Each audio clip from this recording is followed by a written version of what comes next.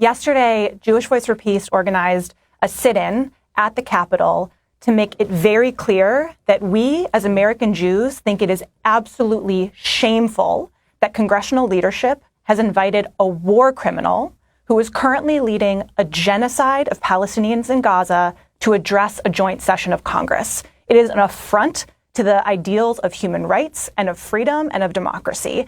And in this moment, in this week, we felt it was absolutely critical. Jewish Voice for Peace organized this protest to make clear that we, as Jewish Americans, are speaking out and saying that this cannot happen in our name, and more specifically to make clear that we need to keep the focus on what our government is doing.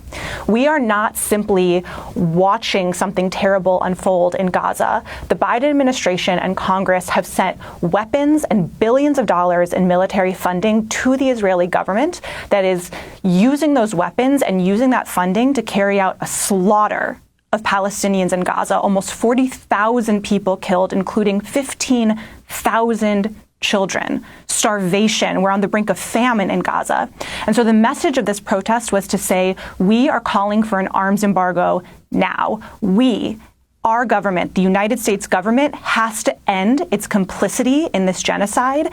And if we want to reach a desperately needed ceasefire, that means we need to pressure the Israeli government, pressure the Netanyhau regime, and say, enough. We are not sending any more weapons.